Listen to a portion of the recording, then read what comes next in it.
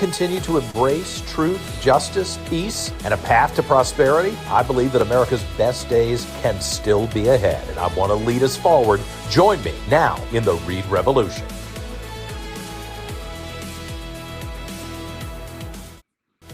Well, I'm glad we start with that optimistic little opening segment, because on a Friday morning like this, you look at what's happening, certainly in Minnesota, and I think we're probably going to see a rough weekend here in Virginia.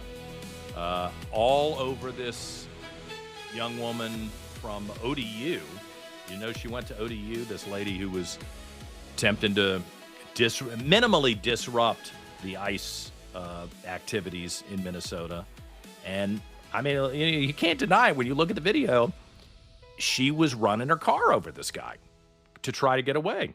I mean, I don't know what you expect to have happen if you are a revolutionary. I mean, if you want to be a hero in your mind, if you're delusional and you think stopping the deportation of people who don't belong in the country, who are here illegally, it's not a new law. Nothing has changed. Not like Donald Trump came in and said, oh, suddenly we're going to declare you persona non grata in America and you've got to go. I mean, Donald Trump is enforcing the law that's been on the books for decades that no one else has bothered to enforce, really. I mean, when Barack Obama was deporting people, Republicans said, okay, good. We have to enforce the law. There's a reason that we have a process for people to come to the country legally. And if you want, if you get yourself in a jam, you've overstayed your tourist visa for some stupid reason, or, you got lulled into thinking that this wasn't going to be a problem, you can go get an attorney like everybody else has to, and you can try to work through the process. I mean, believe it or not, there's actually a process that folks who want to stay in the country can pursue in front of a judge to stay. All very reasonable. Republicans didn't screw that up. It's Democrats who are deliberately creating an environment in which the only way to execute on having people leave and be deported is for the chaos that you're seeing. If Democrat mayors, Democrat prosecutors, Democrat sheriffs, Democrat governors would say, yes, we will put this in the court of law. We will cooperate with the federal government. If somebody gets arrested for reckless driving or robbery or rape or murder, whatever, puts them in front of a court, we will cooperate with the federal officials when we determine that they're not here legally. I mean, doesn't that seem like the kind of thing a responsible person would do?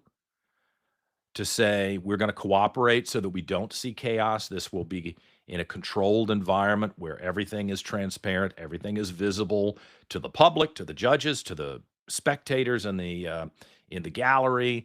The lawyers will be there. If there's not a lawyer, we have an opportunity to present somebody to represent these. I mean, everything that could be done to make this responsible isn't being stopped by Donald Trump or Republicans. It's being stopped by Democrats.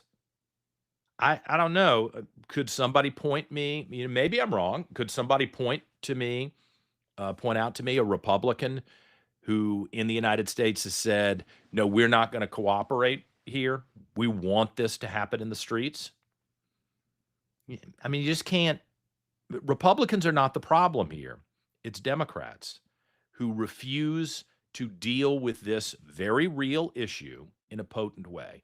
And, this is a loaded thing to talk about, and it's kind of dangerous to talk about, but, that's what I do, is talk about reality and talk about the dangerous topics. If you are sitting there thinking that this is like the Nazis rounding up the Jews, you're crazy and you're wrong. And I think intellectually, if you get out of your emotions, you will know that that's not the case. But that is the motif that's being sold to a lot of people across the country, is that this is the same thing, and it is not. First of all, the most obvious thing, nobody's being carted off to be murdered. They're being exited from the country based on the rules that they agreed to by crossing the border in the first place. They knew if they got caught coming to the United States that there was a good possibility they wouldn't be able to stay. Certainly not if they're not going to go through the process and get a lawyer. So if you're one of the people who's believing the Democrats that this is some sort of moral crisis here that is equivalent to what we saw in Nazi Germany, I want you to dispel yourself that is not true. It is not true. And it's interesting in popular culture. Alonzo and I were watching this show called Hunters, and it's the second season of Hunters. And I remember watching the first season. I think it was, I don't know. I lost a whole year of entertainment because I was campaigning for lieutenant governor. So I never had a night where I was sitting at home watching Netflix and didn't get to go to the movies and that type of thing. But I remember the first season of Hunters. I thought, wow, it's a compelling story. The actors are pretty good. It's very interesting. It's kind of violent. It's entertaining, but I'm wondering whether they're conditioning the American public with this show to to fan the flames of we need to be vigilantes in our own society. And my conclusion after watching season one was that's exactly what they were doing. Politics is downstream from culture. I think that is certainly true.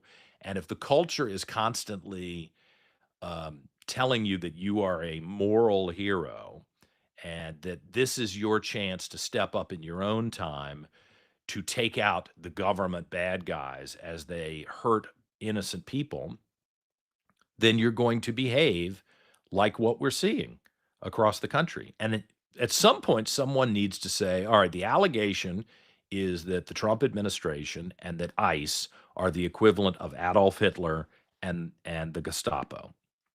That I'm not making that up. That's been said all over the place. Do you intellectually, looking at the situation in front of you, do you think that's true? It's not true. These laws have been on the books for years. There isn't harm being done. I mean, other than moving somebody out of a country that they don't belong in, which I'm sure is traumatic. I'm sure it's a horrible experience. I'm sorry that you put yourself in this situation. I mean, if you are an illegal and you're here in the country, I know people like this. I was criticized during the campaign for saying I have friends who are here illegally, and I actually tried to help them find attorneys years ago. I said to them, hey, man, things are not going to stay the same. And you need to understand we're reaching a tipping point where your presence here without documentation and you having a job, they all had jobs. Some of them were decent jobs too. Not just kind of low-level jobs that fly under the radar, jobs that were pulling in decent money. I don't know if it was six figures, but it was decent money. If you think it's going to stay the same, where no one's going to really check your documentation before they hire you, before they pay you, and it's all just going to be all right, it's not. And you need to get your paperwork in order. I mean, there's no hostility. These were friends of mine. There's no hostility about it, other than I did kind of resent when I confronted some of them about it as politely as I could and said this. There was some attitude like, screw off, we can do whatever we want. Oh, can you now? You can do whatever you want in the United States. You don't have to obey the law. I got to obey the law. I got to pay the taxes. I got to fill out all the paperwork and all the forms and all that garbage, but you don't have to. Now, see, I didn't like that. And that is what is being corrected here. And it's not illegitimate. And it's not the only thing that's awful is the Democrats aren't cooperating to make sure that this is a process that is fair to everybody. They are the impediment here. So you have this woman in Minnesota who's from Virginia, apparently. What is wrong? And have you noticed how they've glammed her up? They're using her old picture when she presumably was somewhat sane. I mean, I don't know her, so it's not really my place to be hypercritical. But the protest folks who are highlighting this lady are using a picture from years ago. I'm surprised they didn't use the baby picture, which is what they normally do. Everybody looks great in their baby picture. So innocent, so nice. There's nothing they could have done wrong. So they're using the picture from her before she became, I think, a radical lesbian. And as a gay guy, I'm embar- I know that's not a secret for those of you who are watching. I'm embarrassed that I'm embarrassed and horrified that so much of this hostility in the United States does seem to come from radicalized LGBTQ plus crazies. And when I was advocating for equal treatment of gay people, it was all about normalcy. It was, the whole argument here was that we're normal people. You should treat us, whether you want to pull out a religious mantra and you don't want to accept us. I mean, what can I do about that? That's, that's your judgment. Uh, I, I really am not even going to argue with you about it. You're entitled to your opinion. You're entitled to be a 100% Bible believing person. You're not entitled to stomp on me. In the case of Lieutenant Governor, you're entitled to your vote. I think you're a fool if you voted for the radical Islamist Ghazala Hashmi over the conservative gay guy. But hey, that's your call. You're entitled to your opinion.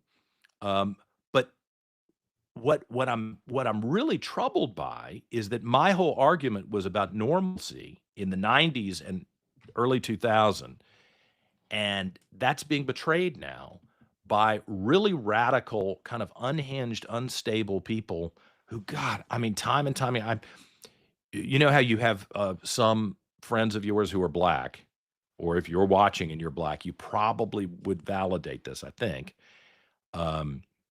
Whenever there's a crime, you go, oh, please don't let it be a black guy. Please don't let it be, we don't need any trouble. If you're living your life and you're doing everything right and you're a decent person, you're a good person, you don't want anything that validates that awful, nasty, I think erroneous stereotype that has a negative impact on you in your life. That's how I feel. Every time there's one of these shootings and it's a crazy nutcase who's been filled with hormones and who's been radicalized by the Democrats to think that their rights are being stomped on because they can't go into the women's bathroom and pee in the women's bathroom. And so that apparently validates your nasty behavior one-on-one with people or your violence. Or this lady who apparently has become a lesbian. She had 3 kids. I'm not really interested in her background. I'm not trying to judge people, but at some point you have to be open enough to see some patterns and go, what the hell is going on here? This is not okay. And this is not, it's certainly not what I was looking for. And America needs to examine what we're creating in this society. This is a problem. And so they use this picture of her back when she was a semi-normal person instead of the crazed photo that is much more contemporary, as I'm told, that shows that she's become one of these radical nutcases that we're grooming, we're preparing, we're between popular media like the Hunters show that I'm talking about, which is very entertaining, but there's a percentage of the population that looks at that and wants to emulate it, says, I'll go be a vigilante. And we're going to all suffer because of that. I don't want us to live like that. That's not the way we should be living in a free country. That's not the way we should be living in a peaceful country. We're going to have, if we continue on this trajectory with Democrat leaders who are radicals themselves, sometimes a little cloaked, but they don't have a problem with this. Listen, the next few decades, you're going to have regular violence in the streets. And at some point, the conservatives, the Republicans, who have, I think, kind of maintained the line for the most part, there are exceptions, but have largely said, you know what, we're not going to go down this same road. We're not going to turn into violent, horrible people, neighborhood by neighborhood. We're not going to try to harass and crush everybody who disagrees with us, neighborhood by neighborhood, store by store, church by church. We're not going to do that. At some point, that equation's going to change, and they're going to say our good behavior hasn't done us any good. And then we're really in trouble.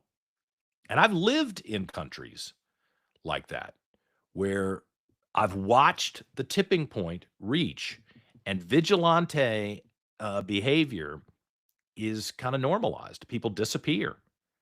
People, you find a dead body from somebody who has been murdered in the middle of the night, in the middle of the street, because somebody took the law in their head into their own hands and tried to um, make a statement. And that's already started on the left. I'm not making this up.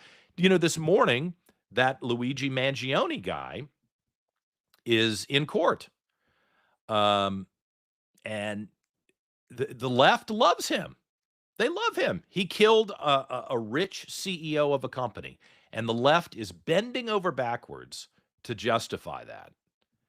I mean, is there any question that he did it? I mean, in all fairness, I try to be a really fair person. It's one of the things that I want to hold on to and not just become a rabid person. Is there any question that Luigi Mangione killed that CEO of that company? Is that in doubt? I don't think objective people would look at the evidence, look at the video, look at everything that has been presented, and have any doubt about his guilt. So now the question is there a reason for it that could possibly explain or exonerate that type of behavior? And my answer is no. Look, if he didn't even directly wrong him, and the CEO didn't even directly personally harm Luigi Mangione. He decided to become a vigilante in his head to avenge something that he saw that was wrong in his mind. And instead of adjudicating it in the courts, instead of writing he could write letters and say that he hates the guy's policies, he hates the insurance industry, start a group to try to reform the insurance industry. Okay. I mean, I may or may not like some of the things you come up with, but that would be a responsible thing to do if you're so mad about it. But killing people can't be the solution. But guess who's validating that? Guess who's excusing it? Democrats, leftists. They think that this is the new way to do it, is not to go into court. Take the law into your own hands. So it shouldn't surprise anybody after what we saw, the attacks on Trump voters or people who just wanted to go hear Trump speak at a rally. I mean, and this is going back 10 years ago, 2016, before the election. People who would go see Trump. I remember Trump came to the Richmond Coliseum, and I thought, and at the time I think I was doing a radio show at Sirius XM Radio. I think that was the months start to run together. But anyway, I thought, I should go hear this guy Trump speak at the Richmond Coliseum. I mean, minimally, it's interesting, and he may wind up being the Republican nominee for president. I don't know. And I go to a lot of political events with people just to hear in person without a reporter telling me what to think. I like to see people in person and judge their abilities and their rhetoric and who they are, and look around the crowd like, do I want to be in this crowd with these people? Are these people that I want to associate with? I do that all the time. I mean, you look at some of the Democrat events. Sometimes I'll be in a baseball cap, but I'm in the back of the room, not disrupting, not causing any trouble, never trying to harm anybody. But I like to hear firsthand what people are saying. And I remember thinking I would go to the Donald Trump thing at the Richmond Coliseum. And then I thought, well, no, people seem to be being harassed, abused, physically attacked. They have eggs thrown on them. I mean, this was what was happening at the time, and everybody was acting like this was normal. This is not normal. I've been around politics my whole life. It used to be like Ronald Reagan came to the Hyatt House Hotel on Broad Street when I was in high school, and it's one of the 2 times that I broke the rules at high school and skipped out without telling anybody. We had an open campus; nobody knew. I was student body president, so I was given a little bit of leeway. I left school to go see Ronald Reagan I didn't even have a ticket for the event, just to see the motorcade of the president arrive. And there were protesters there who hated President Reagan, somebody who I have a great deal of admiration for. I did then, I still do. It's okay. You want to stand on the side of the street. I mean, you can make an ass out of yourself and have stupid signs that are irrational and foolish and erroneous, if that's what you want to do. And in the case of Reagan, I'm almost certain that it was the same kind of garbage that they do about any Republican president. But that is normal, a way of protesting in a free society and a civilized society. I still question whether it's very effective, but whatever. You have the right to do that if that's what you want to do. I think you're probably better off actually putting your thoughts on paper and trying to convince somebody that you're right and they're wrong. That's one reason I'm doing a podcast instead of trying to mobilize 1,000 people to go in the streets and act like idiots, is that I would like to have a reasonable argument that would turn people to my side. But that was the normal way of protesting. Now, protesting has devolved into intimidation and violence and attacks, and Republicans are routinely, regularly denouncing that from everybody. And Democrats currently are saying it's okay. And one of the problems I've got, just to be honest with you, is Governor-elect Spanberger, who will be inaugurated not this Saturday, but next Saturday as the next governor of Virginia. She's one of the people who showed up at events with the then congressman who she would later challenge. And, I'm not going to say she was violent because that would not be true, but it was a disruption of the event rather than an engagement in the event. And you can certainly stand up to a congressman and challenge the person and ask them a loaded question that you know will be uncomfortable with. Totally cool. But it was you couldn't have an event where anybody could hear anything because the Democrats have this mantra that they want to become ungovernable. They want chaos because they create chaos, they create conflict, and then they offer a solution. And guess what the solution is? Vote for us. I'm not on board with that kind of behavior. That's terroristic behavior in a mild sense, and it's evolving into violence. And that's what you're seeing in Minnesota. So between, and there's a hypocrisy about it too. Remember the guy who ran over the woman in Charlottesville during the protests in Charlottesville, and of course the left turned her into a martyr. And I don't know anything about her. I'm not really interested. She's certainly not a Martin Luther King. She's not a Mahatma Gandhi. She's not. She was a victim there, and there's no doubt about that. And that is horrible, and it's not right that she wound up dead. But that guy ran his car over her, and the left was outraged.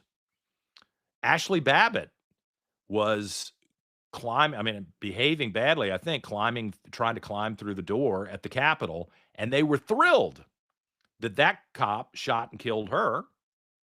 So, can we have some intellectual honesty here about when we're going to react and how we're going to react to different scenarios? Luigi Mangione kills an innocent person whom I don't know if he was a nice guy, bad guy. I don't know how he ran his company. He may have been a total jerk as he ran it. I don't know. But whatever it is, you don't have a right to go shoot somebody in the back in downtown New York. And you reveal your bad intentions if you start to excuse that. That's pretty awful to behave that way. And we're allowing the double standard. We're not calling it out, and we're allowing a degeneration of the standard of civility in our own society, and that's a problem. Why don't we pick up the? You may have shown this, Dan, the "why you got shot" image a little prematurely. You want to share that real quick? Here you go. Here's a cartoon of a nice person. So I just shot you in your car. Here's why. You aren't allowed to hit me with it. I don't think that is. That's not funny. It's a cartoon, but it's not funny. It is the realization that everybody's got to have. If I get ticked off today at something that happens at the state capitol, I have every right to go to a committee hearing at the state capitol and call out the legislators. And I might do that, actually. I'm not going to show up at the state capitol next week and be a jerk and try to disrupt the Democrats' party at the state capitol. I'm mad they won. I don't like that they won. I'm personally offended, and I disagree with it. But it's not my place to go out and try to disrupt them. You could go to the Capitol and stand on the sidewalk outside the building with signs and be nasty about Abigail or Ghazala or Jay Jones. You can do that. I think that's your right to do it. It's not the way I behave, but okay, if that's what you want to do. But you can't go harm somebody. You can't attack the people who are showing up at the Capitol who rightfully want to celebrate their victory. And some of them want to, pretend like this is all normal. Okay, you can do that, but you can't attack people. I mean, where are the voices of the people saying this is wrong? J.D. Vance was strong yesterday and pretty clear. I really appreciated his press conference yesterday. He said what I'm saying. We acknowledge that you have a right to disagree with the policy. You have a right to criticize Donald Trump. You have a right to be wrong in America, if that's what you. But you don't have a right to harm other people.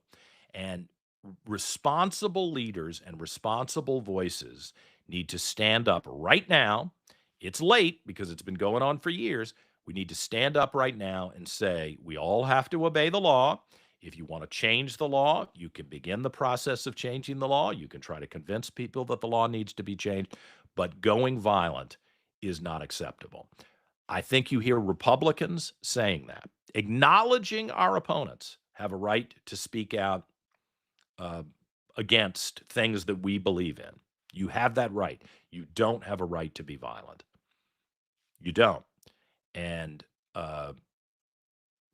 if that is not affirmed and stated clearly now, we're in for a real rough time going forward. And I would look for Democrats all across the country, the governor-elect, the lieutenant governor-elect, maybe the attorney general, since he's the chief law enforcement person in Virginia, to affirm that principle in the Commonwealth of Virginia, especially since this woman was from ODU, apparently. We got to hold the line on civilization. You don't have to agree with me. I don't have to agree with you, but we got to hold the line on the rule of law and civilization and not harming each other. Will I hear that from Abigail Spanberger? Will I hear that from Ghazala? Will I hear that from Jay Jones? The members of the General Assembly, will they be that strong? Or will they denounce Trump and denounce ICE and act like enforcing the law is somehow a problem? The laws that their colleagues passed years ago. We shouldn't tolerate this anymore. All right, let's take a quick break, 30 seconds. When we come back, former delegate Tim Anderson joins us. Speaking of the Virginia General Assembly, we've got a long conversation with him, plenty of time to air out some of the bills that are coming in the Virginia General Assembly that I think are going to alarm you and better motivate you to go vote if we have special elections coming up in April. Because if you let Democrats jam things through in the next few months, you won't recognize Virginia. A lot of people blew it this last election. Oh, I'm not interested, or I'm going to pout in the corner because I don't have the candidate that I wanted, or this candidate is not the perfect person. It's not Jesus in a robe showing up, so I'm not going to vote. Okay, well, now you got this group, and they're going to jam things through, and you might have one last chance to stop it. We'll talk to Tim Anderson about that when we return in just a moment on the Reed Revolution.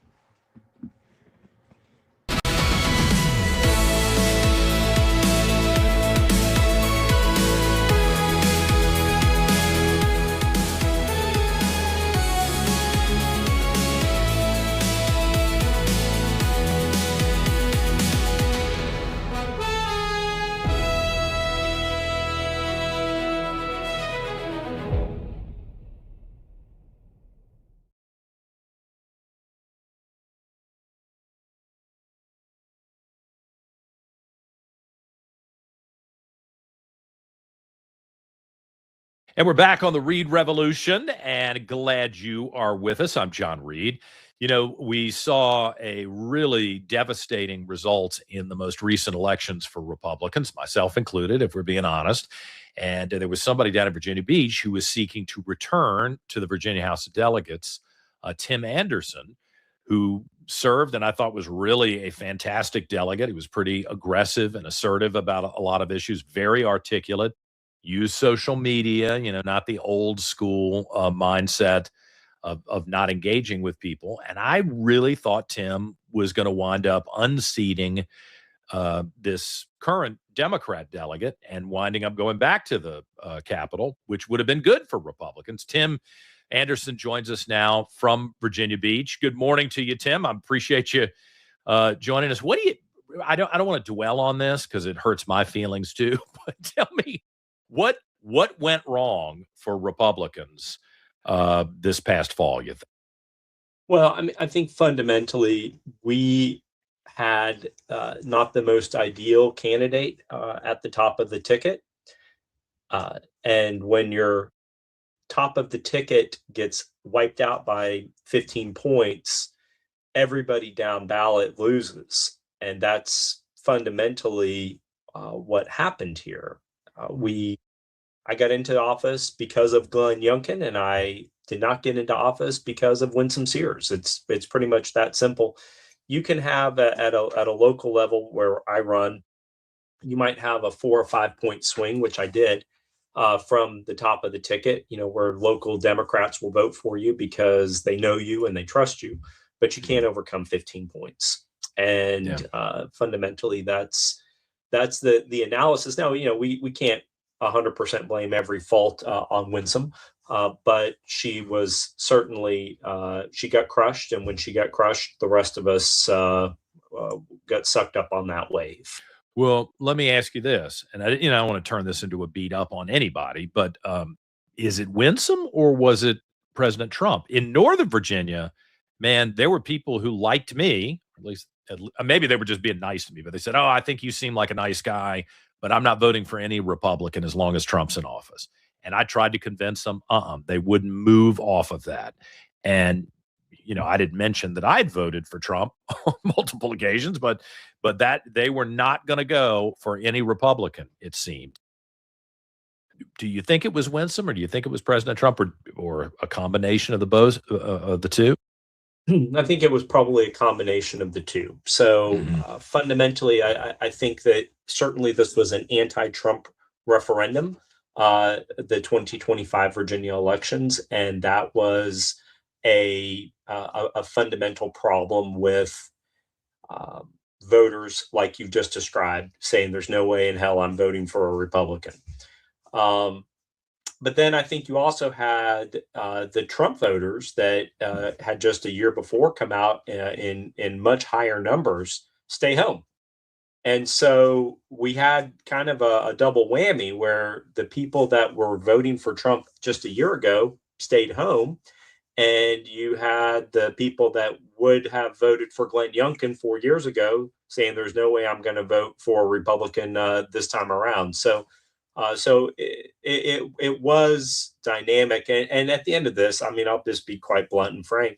We were not in good positions to win, obviously, because of President Trump in Virginia, but we shouldn't have lost by 15 points. And that the buck stops with Winsome on that. Jason did very well. You did very well. And if Winsome had performed at a higher level, things would have been different. We would not have lost 13 seats in the House. Challengers like me may have actually been able to upset some seats. So you rise and fall on the top of the ticket, and ultimately, while there was an anti-referendum against Trump, we shouldn't have gotten wiped out nearly as bad as we did, and that falls 100% on the gubernatorial candidate. I don't want to make it personal and trash Winsome or beat up on Winsome, but just in a generic sense, what would you advise the next candidate to do that perhaps Winsome Sears didn't do, or what critique would you offer so that we learn from this going forward? I have a couple of things. Hopefully in 2029, when we'll have another shot at this, President Trump will be in the history books, and the hatred that many people have in Virginia against President Trump will hopefully subside. And I think that's exactly how Glenn Youngkin was able to get in. I don't think Glenn Youngkin would have won if President Trump had been the president in 21.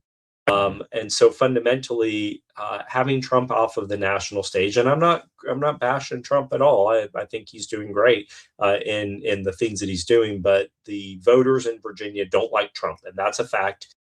That he's run here 3 times and he's gotten 42% every time. He's not going to win Virginia ever. He could cure cancer. He could, be endorsed by Jesus Christ, and he's not going to win Virginia. Having him out of the way in 2029 will give all of us a little bit better of a breathing room of how to move forward. But Winsome ran just a terrible campaign. I mean, her campaign was focused on social issues and not economic issues. Voters in Virginia, while they might care about girls having safe locker room spaces, people were having a hard time paying for commodities, paying for life. And Winsome never really stepped up and talked about that, about how to make Virginia more affordable, how to make cost of living more affordable. And, when we're talking about winning elections, we're not going to, we can talk about abortion, we can talk about the other social issues of the time, but people want to know, how are we going to make their life better economically? And if we don't start focusing on that as our bread and butter kitchen table issue, I don't know that Virginia Republicans will ever be able to win another election again until we have ideas. And what we're going to see and what's going to be problematic.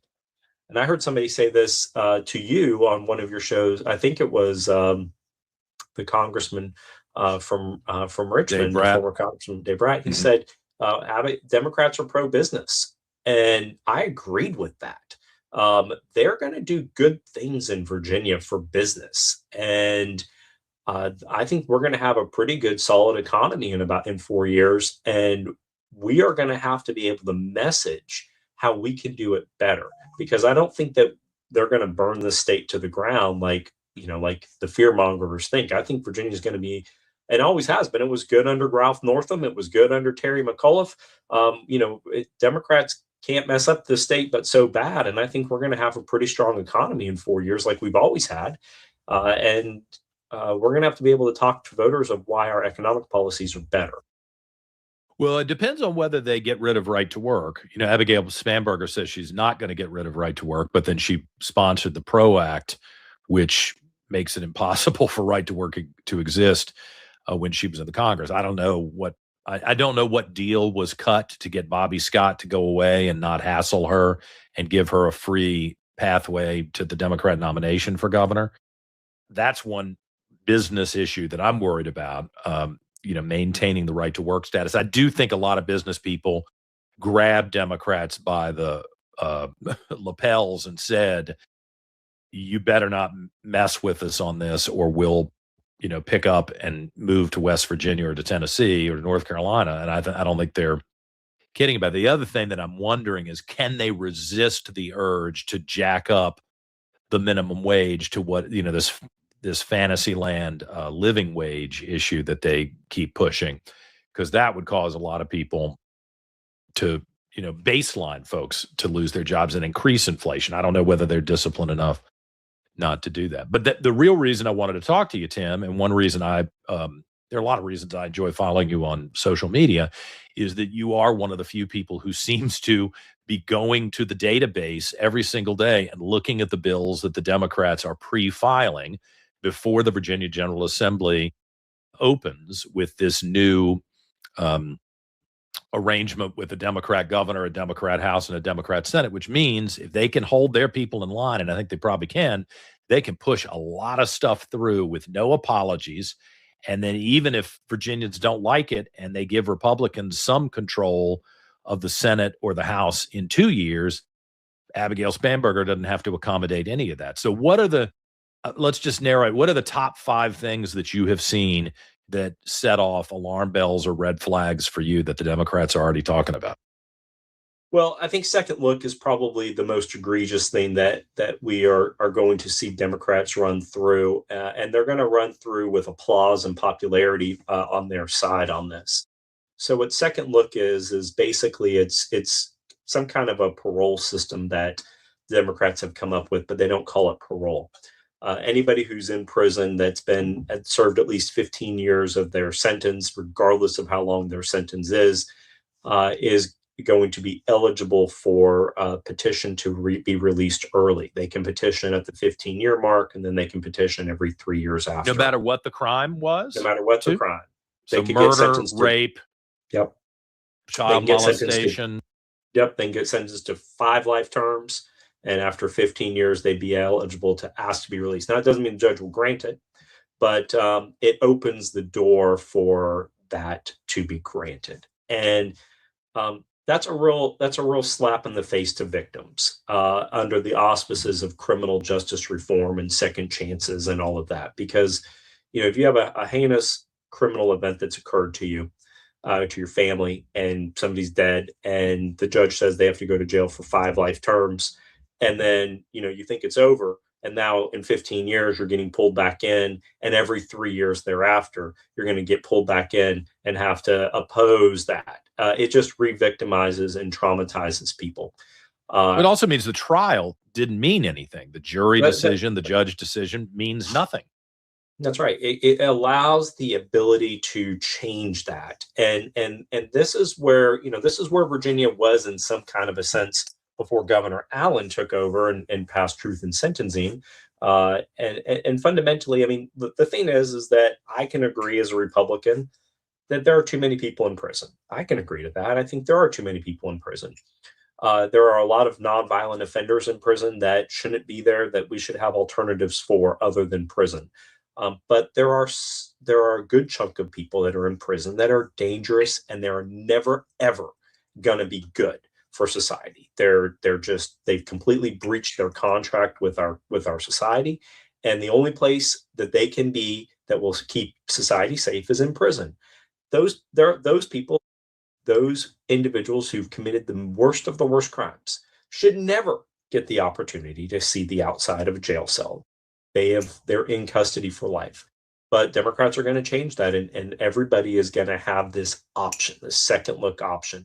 So that if they did good in prison, if they can sing, if they didn't stab the prison guard, beat the hell out of somebody, or rape someone in jail. That's right. Next thing you know, is there anything that is in the legislation that indicates these are the benchmarks that have to be met in order to proceed with even contemplating letting them out? I mean, let's say you murdered your wife. I don't know. I mean, there are lots of reasons people commit crimes, but let's say you murdered your wife and you wind up in prison. I have always said, if there was DNA data that wasn't tested, or there was new evidence that somehow objective, honest people said, yeah, maybe we got this wrong, that was legitimate to take a look at and to test, especially old cases that didn't have the same DNA test that we have now. Maybe that was a legitimate thing to do. But what are the, are there any elements in this that actually put some parameters around it, or is all emotion?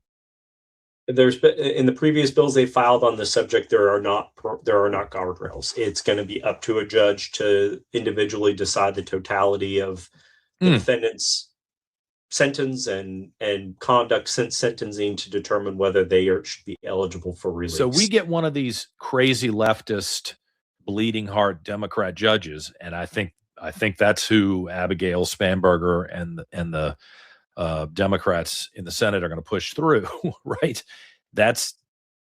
You could have somebody in there like that parole board that preceded Glenn Youngkin that let a cop killer out in my neighborhood.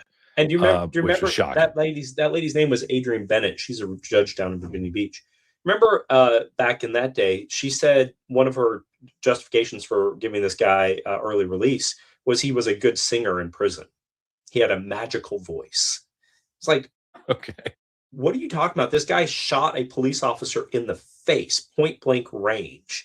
And yeah, because he's a good singer and he goes to church while he's in prison, that was the basis to release him. I mean, yeah, it's scary stuff. And we're not going to see it. We're not going to feel it, until these people are out in society.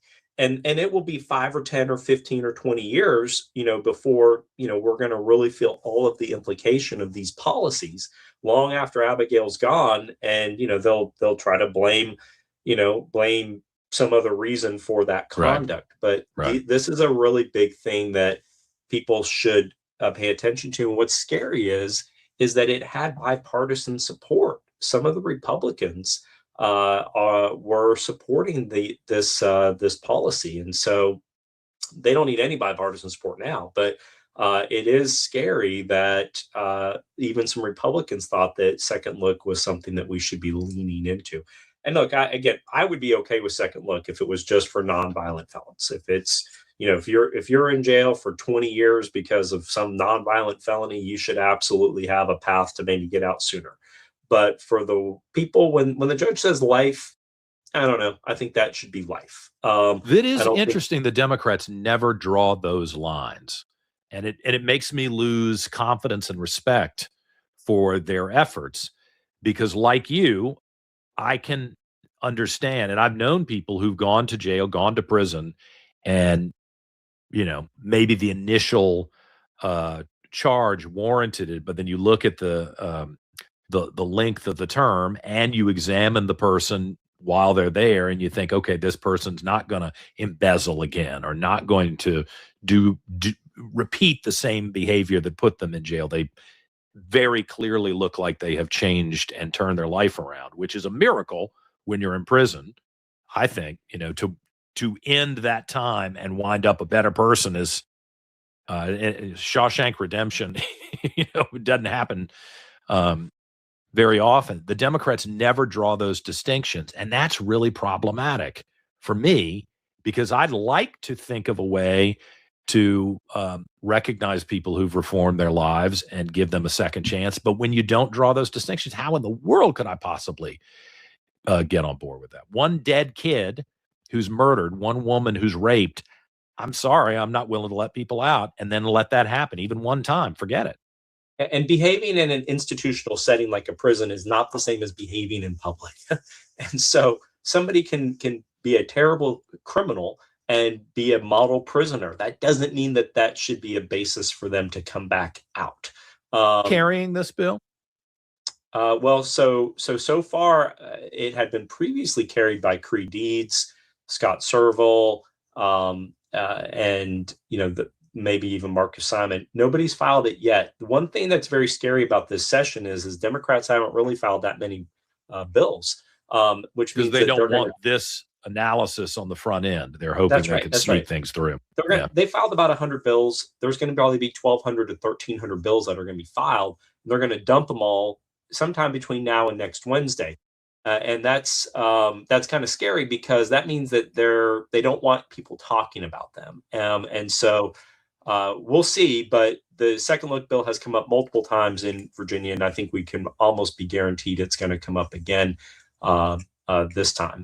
And the Democrats have a track record of shutting people up in committee hearings instead of the tradition. I mean, there's always been some partisanship and some hostility, and a chairperson can wield a gavel and shut people up. But, I'll bring up Ghazala Hashmi, who very clearly told people when they came to testify, you're not going to speak today. And that's kind of against the Virginia tradition. They don't give a damn about that.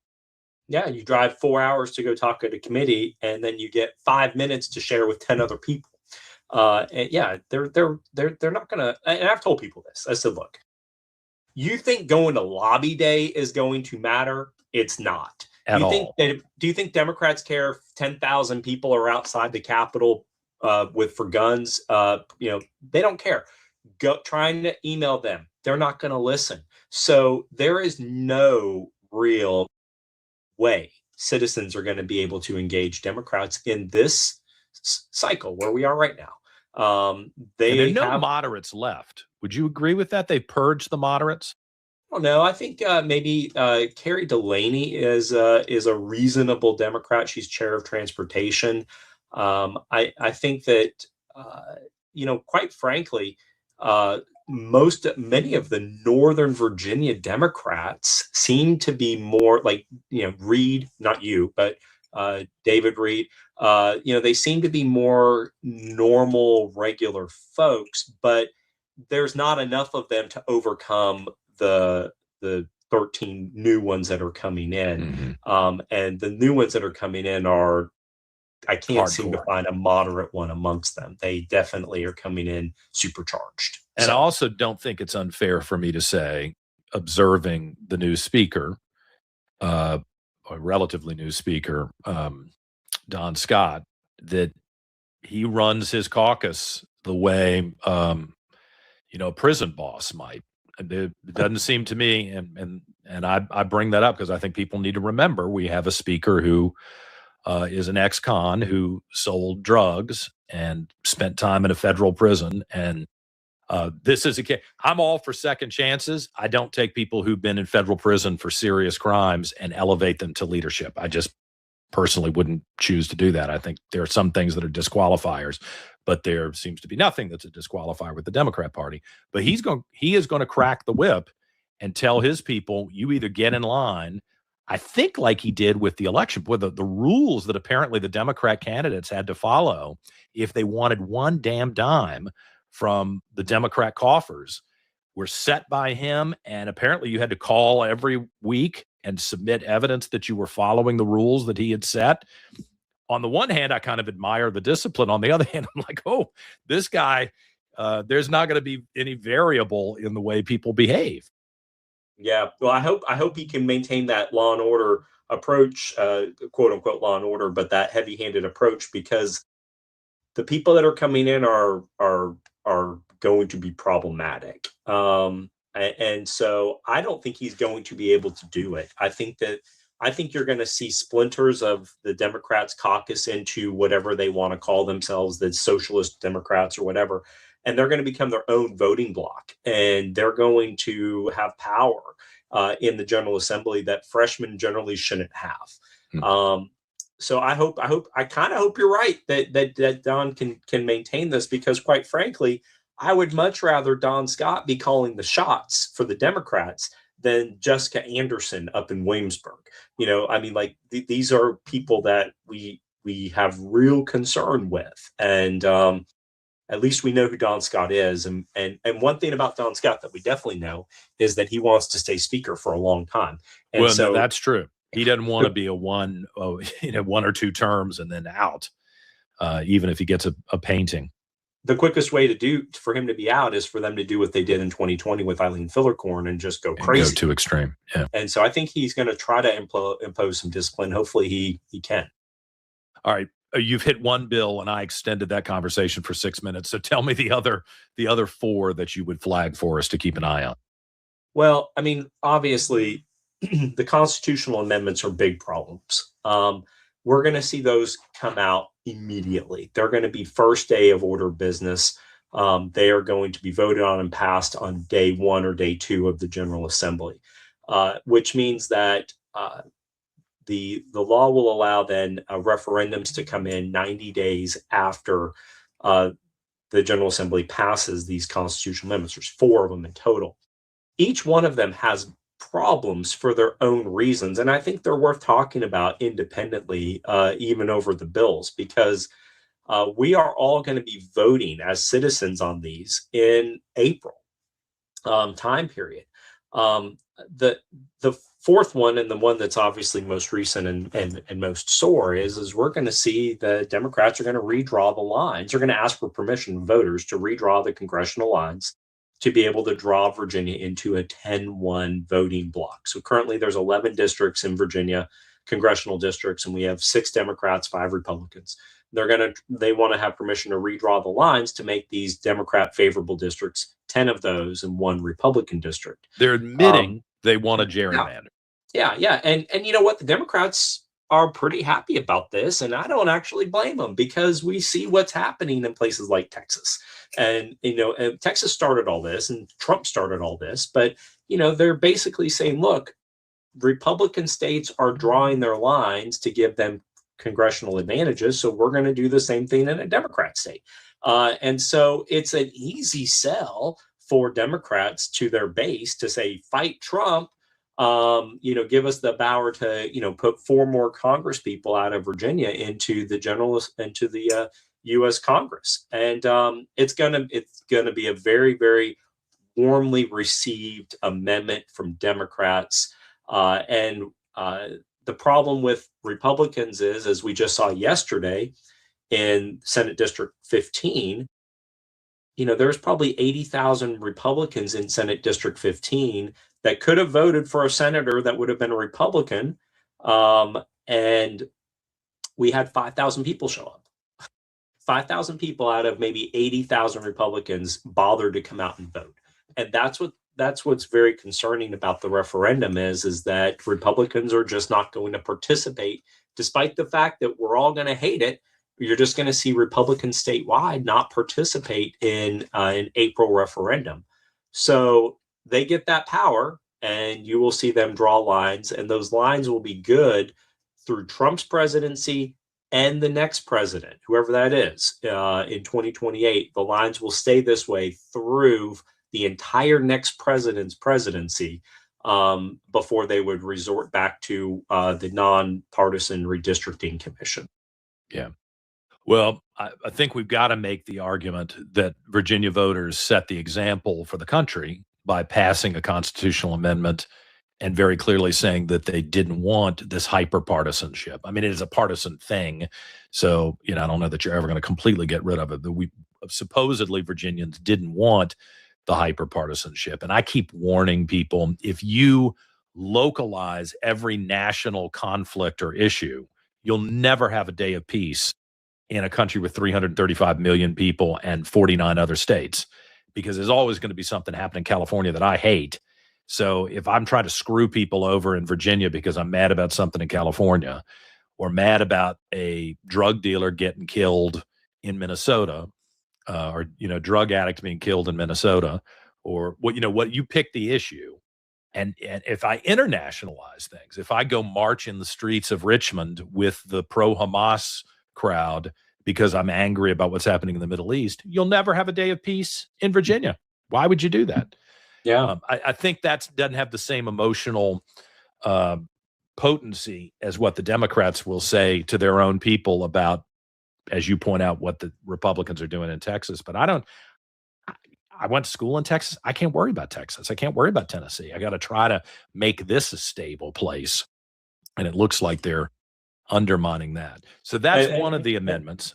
And we're going to lose great people. I mean, we're going to lose Jen Kiggins and Rob Whitman and Ben Klein and John McGuire. We're going to just lose great Republicans out of this. Well, with Rob Whitman, you got the guy who's in line to be chair of Armed Services, right? Who is looking out for Virginia. I mean, all these people talking about the government shutdown and how awful the government shutdown is. Wait till you don't have a John Warner who was looking out for Virginia military installations in the United States Senate, coupled with a George Allen when I worked for him, or a Rob Whitman who is one of the people controlling the purse strings and where the projects go and making sure that Virginia gets those instead of Rhode Island or California or Texas. I mean, you may hate Rob Whitman because you're Republican, but if you care about Virginia's economy and Virginia's military and all of those contractors that you claim to care about during the shutdown, getting rid of Rob Whitman is not helping the rank and file Virginian. Yeah, and he's just an amazing human. I'm going to be Plus, sad. he's a good guy. Yeah. It's going to be sad to see him get wiped out as a casualty of war. But quite frankly, Rob Whitman's probably going to lose anyway, even if they didn't mess with the lines. And so will Jen Kiggins, because Abigail won both of those districts, and nothing is going to change between now and then. In fact, it's gotten worse.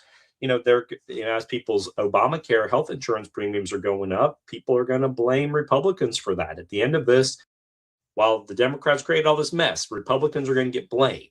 And in this political climate, Rob Whitman and Jen Kiggins are in dangerous territory, even as the lines currently are. But they're going to obviously draw them even better or more safe for them. So I don't know what it'll be like for Republicans in the Midwest, where we've got strongholds, but all these people who are super optimistic about 2026, granted, something dramatic could happen, and suddenly Trump isn't as polarizing to people in Virginia as he has been.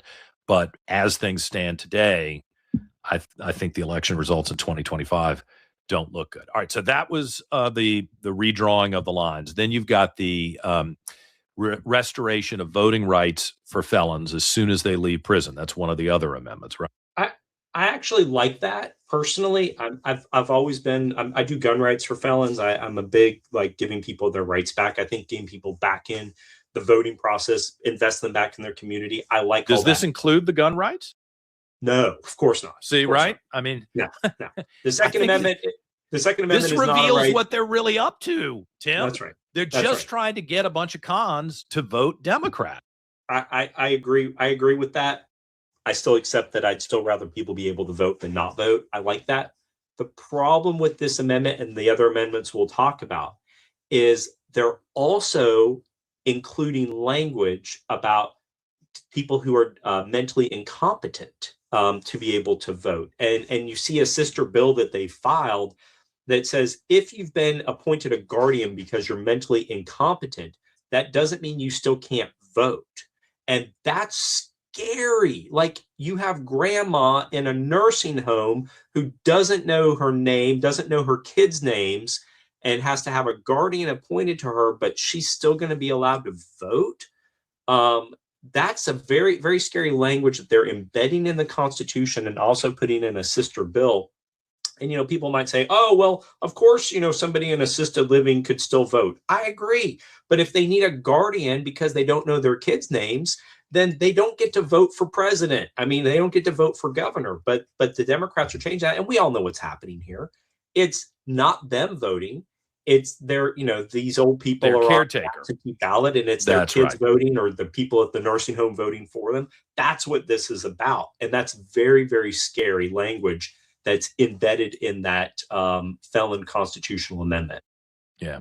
And then we go to the mental hospitals and walk around with a ballot and let these nutcases vote. I mean, Republicans need to pay attention to this. One of the things that's interesting running statewide is in that early voting period, I went to a lot of places where people were standing in line to vote early all across the state. And I noticed that there were a lot of vans that would pull up with senior citizens and their caretakers, not beating up on nurses, but the caretakers would get the person out of the van and they would immediately roll to the Democrat tent and take the Democrat sample ballot and then roll right in. Sometimes they flip me the bird. And, I was trying to be friendly. I don't know who's going to vote Republican or not. I'm not prejudging that. And I was actually putting in the time to shake hands with people and be available to answer questions and have them know me rather than just sitting in my basement, trying to hide like other people did during the election. And there was no interest in even allowing the senior citizen to engage with me as a candidate, which is kind of a unique experience, or take material. None. They rolled them right to the Democrat. And I don't think that's random. I think there's been a coordinated effort. Like, where can we find pockets of votes and put in a system where we can mobilize those votes and get those votes? Again, if it wasn't tanking Virginia, I'd almost admire the organizational skills of that, right? Community organizers are community organizing. And, you've got to think about delegate races like mine. Most of them win or lose by 500 or 600 votes. And so, these are close races across the Commonwealth. And, if you got a nursing home that 100% of the people are all voting Democrat, when they used to all be Republicans before they went in the nursing home, then that can sway elections. And just the concept of this. I mean, why can't the law be, if you don't know your kids' names, you don't get to vote? Like, why can't it just be that, right? But they are literally trying to change that to where you don't know your kids' names and you would still be allowed to vote. And that's crazy. There's nothing good that's going to come out of it. Yeah. Well, you and I will just disagree on whether somebody who just exits prison should be able to vote. I make a lot of decisions on a regular basis. Like, I will tell you, this past year, there were some things that were said and done to me that had me contemplating committing crimes because I was so pissed. at how I was being treated, and I could identify who was doing it, and I was mad about it. But I'm the kind of person who says, no, that's not, A, I'm a Christian, and I'm not going to behave that way. B, I talk about being a law and order person. I better be a law and order person. And it's just not the right, taking vengeance against someone is not the right thing to do. I think I validated my right to make legitimate decisions at the voting booth and elsewhere with that behavior this year, compared to people who don't have the impulse control and say, I'm going to go smash my car through somebody's house or go attack someone or murder somebody. You know what I'm saying? I mean, I just think we should cut this off. If you've already demonstrated that you can't make basic decisions, it's not like the laws in America or in Virginia are that tough. It's not like we're in the Middle East where you look at somebody wrong and the next thing you got a problem. I'm just not for this. But anyway, what's one of the other ones we want? Oh, the gay marriage issue, which was prominent in my race. Again, what we are seeing Democrats do with the gay marriage bill is gay marriage is popular. Most Virginians, 75% of Virginians, are supportive of the idea that you can love whoever you want to love. That's just how voters are in Virginia, and that's the right approach as far as I'm concerned. I have no problem with that. As you want two consenting adults want to get married, fine, knock yourself out.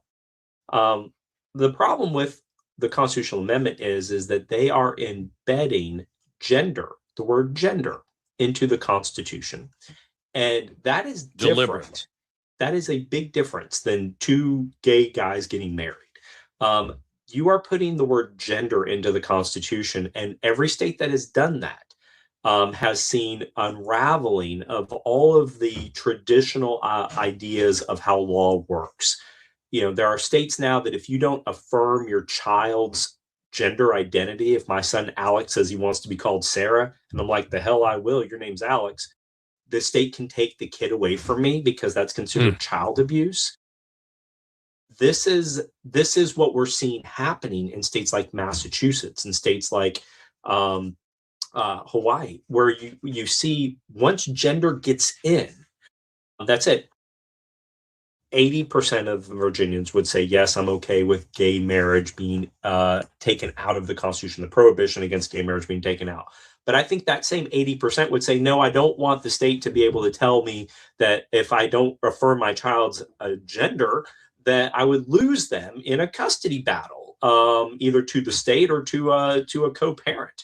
And so they're embedding this into a popular terminology very deliberately to try to cause the legal conflict that they know if they file 100 suits and 25 of them actually get to before a judge, one of them is going to make it through and cause all kinds of dramatic changes in other elements of the law. When I was in the General Assembly, I said, look, the Supreme Court said gay marriage is legal. We got to get it out of our Constitution. That's what you do as lawmakers. It's simple. It's non-emotional. This is just what you have to do. And that's what my amendment said. Their amendment says that. Yours was just forgive the phrase, a straight repeal of the constitutional amendment that was passed in 2006. That's right. It was clean. That's all it was. But theirs does that, and then it adds all this gender stuff into it, and that's intentional. And they know we're going to see Catholic Charities who says, I'm not going to do adoptions for gay people based on religious exemptions that they would have. Those will be taken away from them. You're just going to see the First Amendment go out the window under the auspices of now gender is a protected class rather than than just sex. Well, that's the problem for me. Obviously, when I was running and the press tried to be so fair, right? Tried to drive a wedge that did exist between Winsome and me on this issue, and a lot of Republicans and me on this issue. It's like, I actually believe in freedom. So what I do with my life is my business. And I have no interest in influencing you. If you and your church want to preach against homosexuality, if you don't want to have officiate a gay marriage, That hurts my feelings a little bit, but you know what? My feelings are irrelevant. You get to make that decision. You, your church, your pastor, and I'm not trying to tell you what to do. Just don't try to tell me what to do with my life. But the Democrats, that I think actually resonated with people, and they went psycho wild and wouldn't acknowledge that they changed the language, because what you proposed, I think, is the reasonable position to at least let Virginians have a vote on it.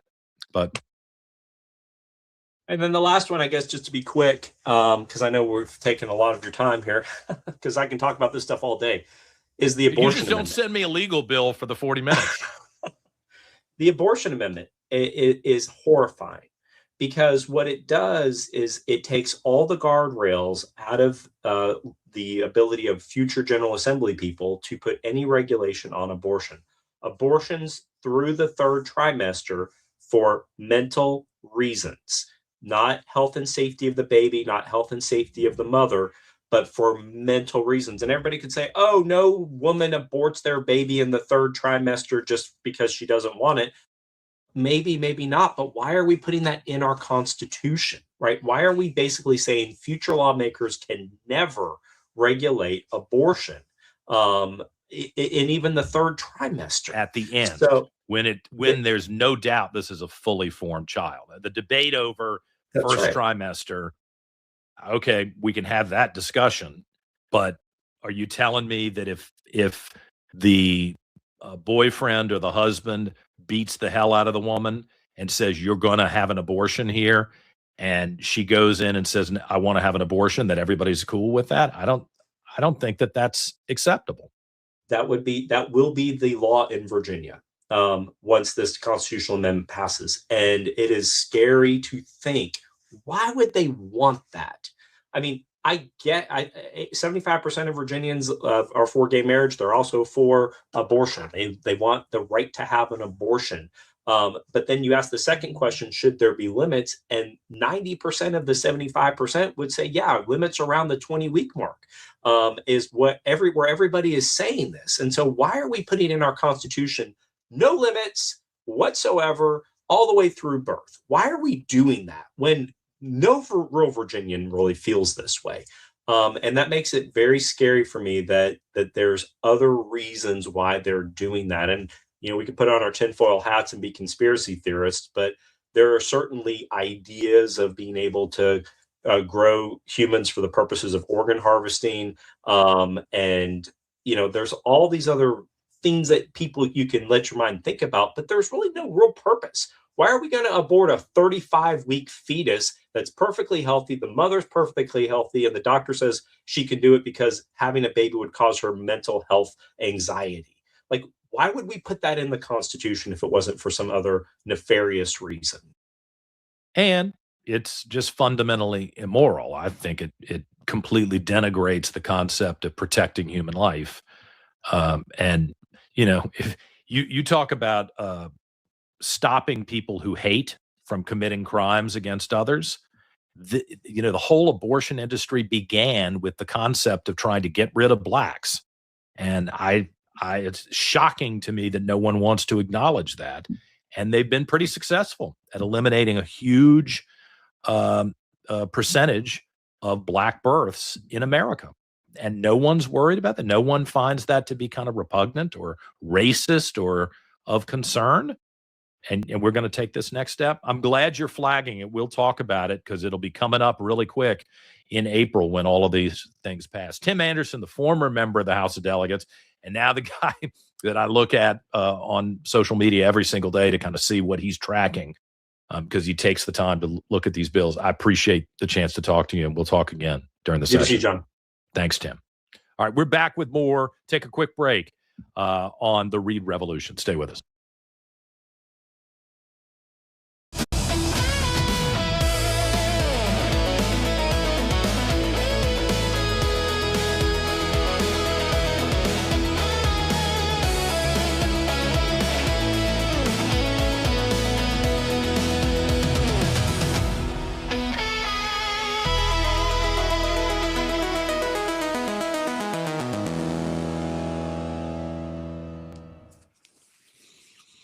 Well, interesting to talk to former delegate Tim Anderson, about these issues that are about to come up in the General Assembly, and I'm starting the drumbeat now. If you care about the future of the Commonwealth of Virginia, you better clear your calendar in April to go vote in this special election.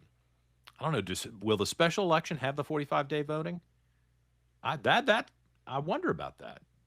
In this kind of situation, do you have the 45 days of voting? You know, these specials that they've had to get people into the legislature with folks who have been moving around, they haven't been 45 days of voting. I wonder, I would think with the constitutional amendments, you would be obligated to do that. But you can bet that whoever's running the show on behalf of the Democrats is going to rig the thing whatever way they think they can mobilize their people and get those ballots in. They'll be doing it. And this is one of the reasons. I hate this mail-in ballot stuff. I think it is. I just think it's got to be. There's got to be some fraud. What percentage? I don't know. Is it 1% or is it 10%? I don't know. And no one seems really interested in discerning this. I mean, if you were mailing your paycheck from work in cash through the mail, I think people would go, no, whoa, wait a minute, I don't like this idea. This is bad. But when it comes to the votes and the ballots, nobody seems to care. And I've got to believe that with all this power on the line, there are people who would exploit the porous nature of our mail system to get what they want. I don't know. Maybe someday somebody will take that seriously. Producer Dan joins us now. Good morning. The first couple of days, Producer Dan, you dressed up so nicely. Oh, well, I'll get back to putting on my sports coat then. Yeah, I'll have to do your that. sports coat, or just we got standards on this show. That's right. Well, I had my Steelers shirt on day one. That was the important thing, of course. Bring that up because I knew that might make a return on Monday. Although I'm afraid, I'm always afraid. Always afraid of wearing it on game day. I'm super. I wouldn't say that I'm superstitious, but I am a little stitious, So. But listen, I'm not going down that road with you because that's a whole nother show. When you do your own show, Dan, you can spend 30 minutes talking about the Steelers. Right. And making extrapolations from there about society. This reminds me of the Steelers, and yeah. All right. Well, hold on a second. Let me look. We had a couple of things that we were going to chat about here before we end. Oh, you know what? Last night I can't sleep. Yeah. God, I can't sleep. These bags under my eyes. What am I going to do? I'm going to have surgery or something because I can't sleep. Got to visit my cousin Todd in Arizona. Why is that? ENT. Oh, he's a fabulous plastic surgeon. Oh, okay. Fabulous plastic surgeon. Put me on the list if he's doing free stuff. I don't want to be getting got the highest score on his med boards in the whole country the year that he took them. He's a genius. He's hardest worker I ever met. I cannot sleep at night, so I wind up doom scrolling at night, and I see 3 a.m. is a bad time to be scrolling online because the stuff that people are pumping into the ecosystem is crazy. Can we show that George Floyd and Renee Good? This is the lady who was killed in Minneapolis. I'm sorry it happened. She's from ODU, apparently. This is AI. This is artificial intelligence. Look at how this is. And there's George Floyd, the drug addict, who was, of course, the hero. They basically sainted him. And someone is so crass. Now, I'm not endorsing this. I find this to be kind of disgusting. And don't get me, it's not the racial thing. So please don't put words in my mouth. I know some jerk Democrat will try to make that in. That's not what I'm talking about. To take dead people and create some sort of 15-second artificial intelligence that looks real. I guess if you look at it, you realize that that's not real. They're two dead people. They didn't know each other. But, that's disturbing to me to see that. And so you got George Floyd, the drug addict, who wound up dead in Minneapolis. Now you got this Renee Good lady who tried to run over a ICE agent. And I don't know, to be candid with you, I don't know whether this was mocking them. I assume maybe it's mocking them, or whether it's to promote them. But you get what's happening in this country today. We've got random. This is not a Martin Luther King movement. This is not grounded in theology or a philosophical, moral set of guidelines and beliefs. And I mean, this is raw emotionalism and radicalism that's running through the streets. And why we have not been effective at shutting this down. I mean, I understand in a little sense what happened in Minneapolis with George Floyd, the emotional reaction to that, the fact that we had riots in Virginia over it when that was in Minneapolis. Like, the bad things that happen every single day around the world, and if we're going to personalize everything that happens around the world that we don't like or that may be wrong, there are things that happen that are wrong. If we're going to personalize that here, we'll never have a day of peace. This is crazy, absolutely crazy. And this Renee Good woman, there's no doubt she didn't show. It wasn't like she was just there and encountered the ICE officers and had an emotional reaction. It wasn't like she was a bystander who's like, what have I rolled up into? And she winds up dead. She was deliberately a part of the agitation and the harassment of the ICE officers. And we have eyewitness. One that made the decision to go in the car. Yeah, we have an eyewitness account of that too. If you want me to play it really fast. Yeah, play it. Sure. Because she was the main car leading the protest, is my understanding. I talked to another guy who was driving behind her, but she was very successful in blocking traffic. She was doing what she was set out to do, and so they wanted to get her the hell out of there. Yeah. So it looked like she was impeding ICE vehicles. Definitely, yeah. Okay. That was her goal. So that lady, and I haven't independently verified this, so whatever you see on the internet, you got to second guess it. I don't care. I don't care where it's coming from. I second guess everything. So I'm making the assumption that this woman, who at least my assessment is she seems like she's upset at what she's seen, so I think she actually was there, is saying that this woman, who's dead now, was one of the agitators, not just on the sidelines, but she was deliberately impeding the traffic. And can I tell you something?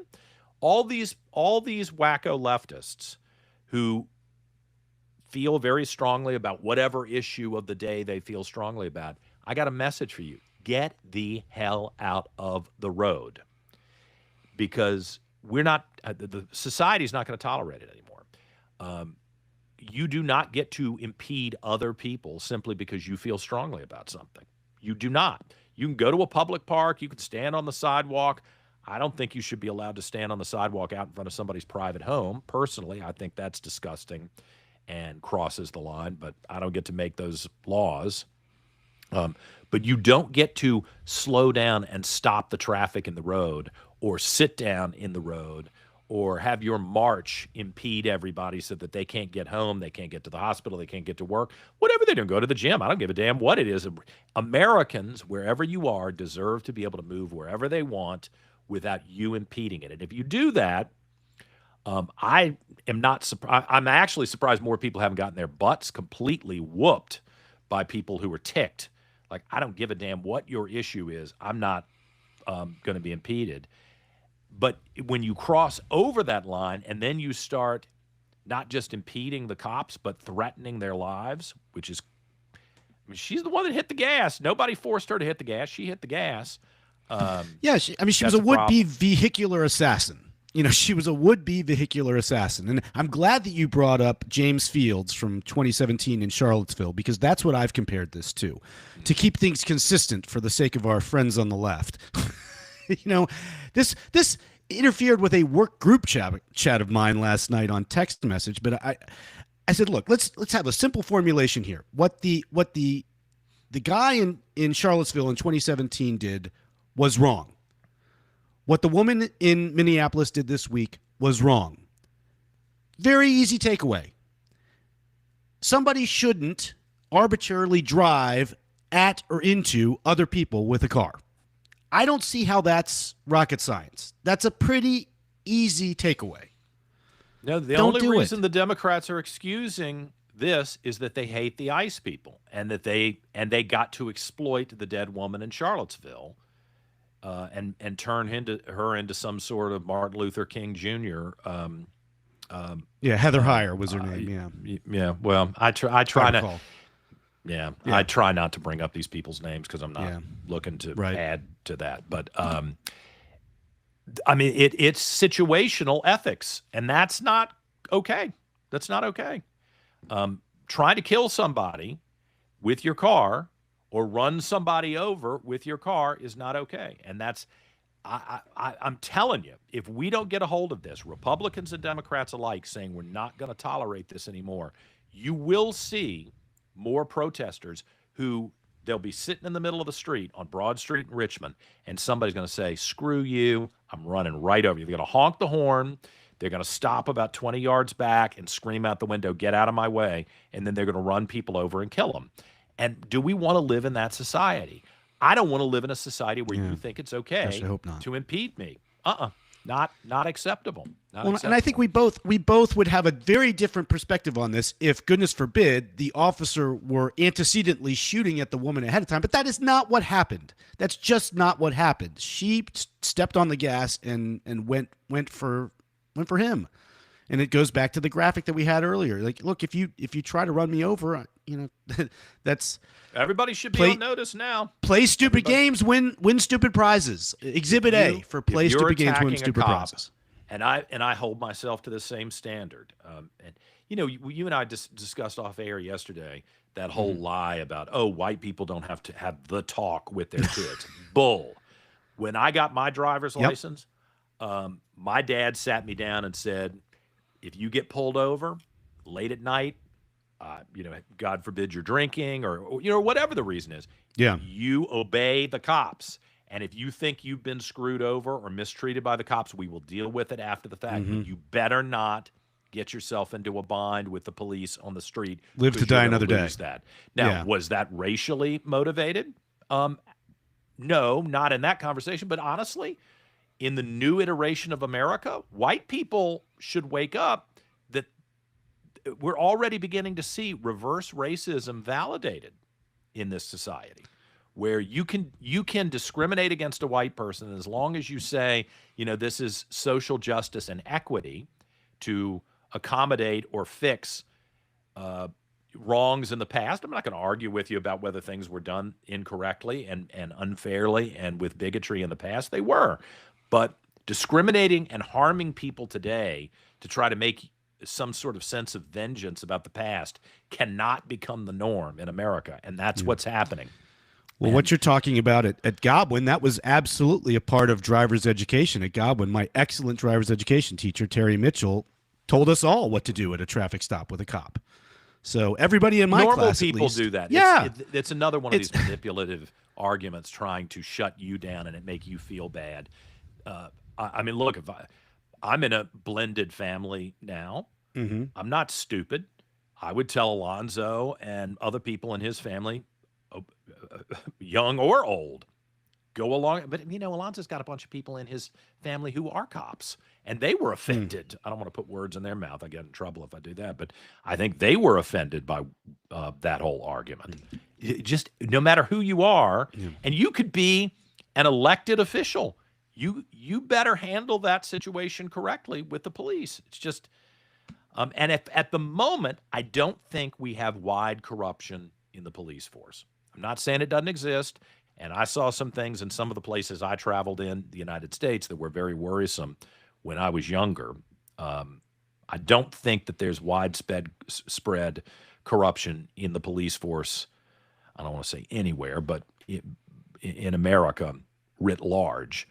But that could change, especially if we continue on the trajectory of getting rid of the responsible police officers who say, you do away with qualified immunity, you start suing me, you start locking me up just for doing my job the way I was trained. Guess who's going to replace them? Corrupt people who have no standards, and that's a problem. All right, let's move on. Well, yes. Donnie's tenant czar. This is that dingbat little doofus girl. I swear to God, if anybody ever put me in a room with her and I was interviewing for her job, the interview would last 30 seconds. This is the Yeah. least competent, maybe she can fill out paperwork or something, but when you talk to her or when you watch her, I don't know why anybody would have faith or confidence in her reasoning. I mean, she just doesn't present well. And then when you let her talk, she's even dumber than that. My jaw dropped when I first saw this. Here we go. Here we go.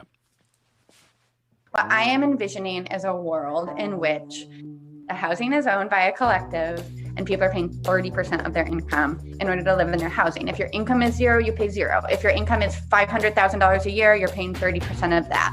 And the government is providing the government is the sort of owner, or not even the owner. The government doesn't have to be the owner, but the government is what's making sure all of that sort of works in cash flows. The debt to GDP ratio right now is the highest since World War II. So how can the federal government also afford to start subsidizing rental housing costs? The federal government prints money. The federal government can provide money for them. So it's by printing money. Sure. This is the woman who is going to be advising the new mayor, the commie mayor. I mean, let's stop dancing around. You got a commie radical Islamist as the mayor of New York City. And you probably have a bunch of other people who have wormed their way into elected office who have the same attitudes, but nobody has the guts to ask them about it. And this woman is actually saying, other than the way she presents herself, I do interviews all the time. I've never presented myself like I just finished a yoga session to talk to a reporter. What kind of a loser and an unserious person is she that she presents herself that way? But so why would you ever try to earn any money if you've got a free place to live? If your income is zero, you pay zero. Well, then why would you even bother ever getting up in the morning? You're going to be taken care of. You get a one-bedroom apartment with a toilet and a shower and a kitchen. Why would you bother to work?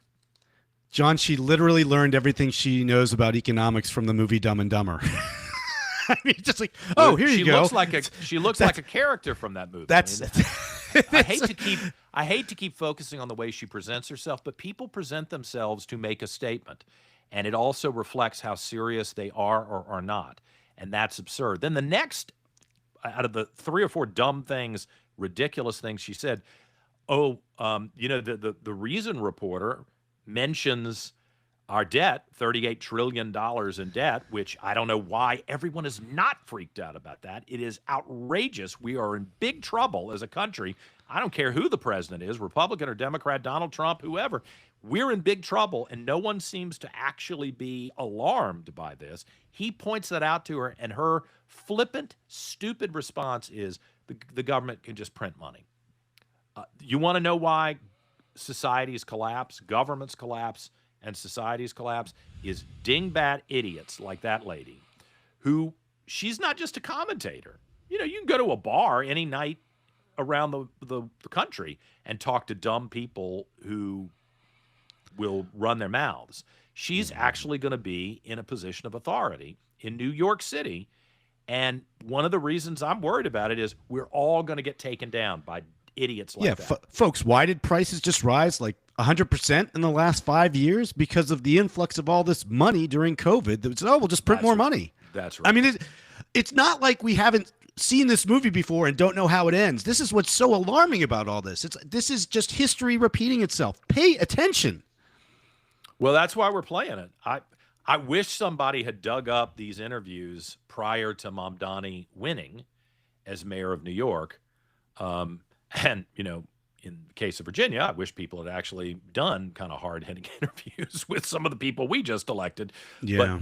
But you're not isolated or insulated or protected from the absolute stupidity of people like this in elected office or in bureaucratic roles.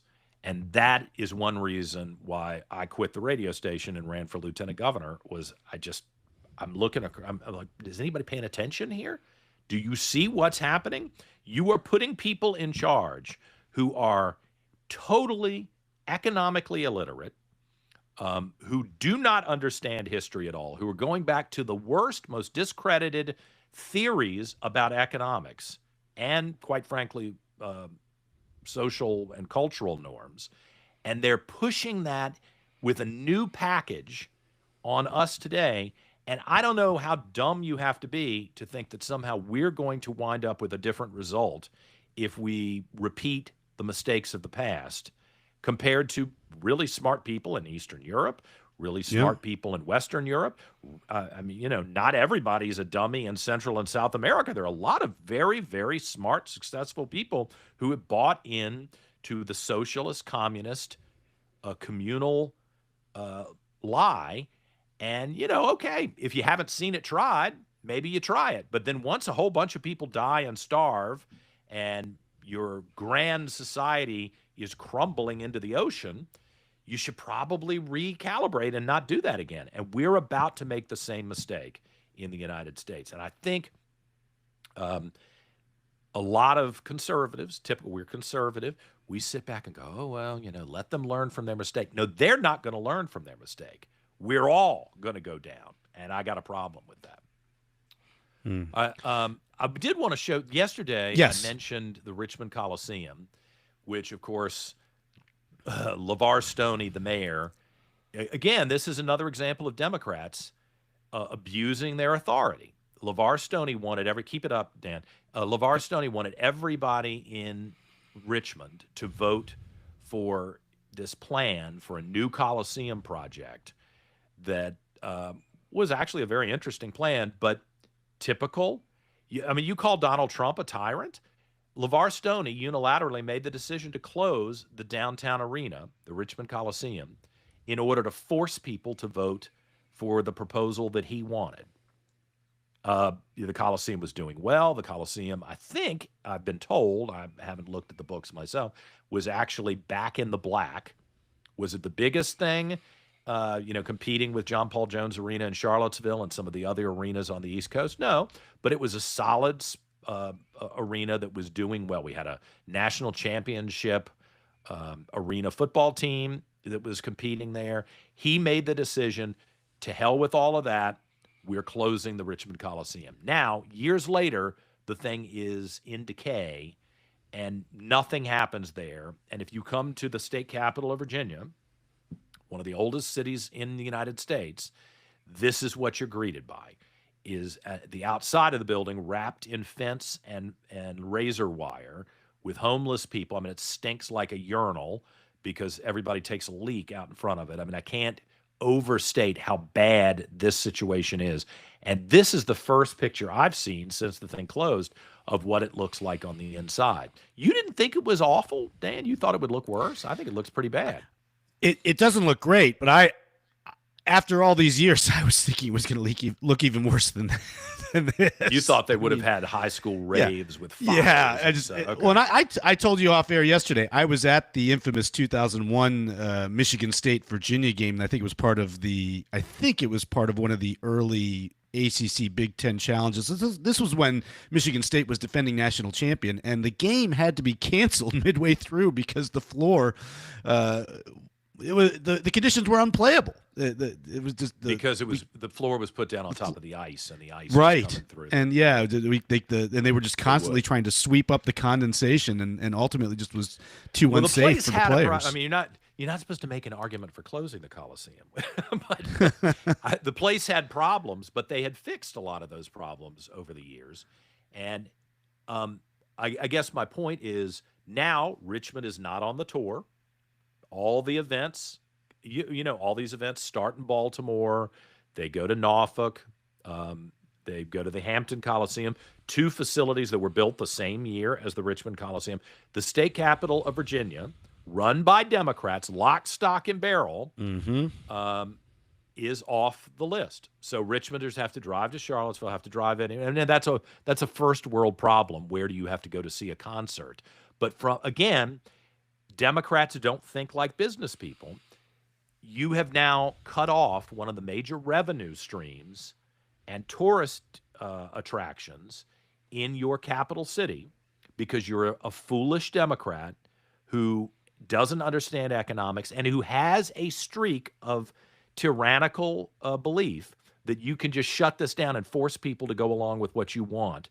And fortunately, the people of Richmond said, heck no, we're not going to go along with it. The unfortunate thing is, because of LeVar Stoney's decision, this is what you've got. And this is what I'm talking about. Everybody wake up. This is urban decay right in front of your face. And it came about because of Democrats. Stop this. Stop voting for this kind of garbage, because your whole society is going to look like this soon if you keep it up. I'm sorry to be the one to throw the cold water on you. I'm sorry to be the one to tell you the truth, but this is what you're about to get. Widespread if you continue voting for people who don't understand economics, who believe in socialism and communism at their core, even if they convince themselves they've got some new version of it, and who are tyrannical in the way they force you to take on whatever decision that they want to make. We meant to show it yesterday, and I wanted to make sure we got that in today. Okay. On that happy note, Dan, we got to work. I'm trying to be positive at the end of the show. Sometimes that Well, I can happen. be positive about something here. Tell me. While we've been talking, we did Yep. get an acceptance for an invitation for Monday's show from our next stellar guest. Tell me who it Shall is. I? Yeah. That who would is be none other than your former boss Oh, and a former governor of Virginia and U.S. Senator, George Fox George Allen. Allen. on Monday. On Great. Monday. Well, you know Senior I'm Jorge excited. himself will be joining I us have- on Monday. I have He not is had a excited. chance- I have not had a chance to talk to George Allen since the election. We've traded texts a couple of times, but this will be really interesting.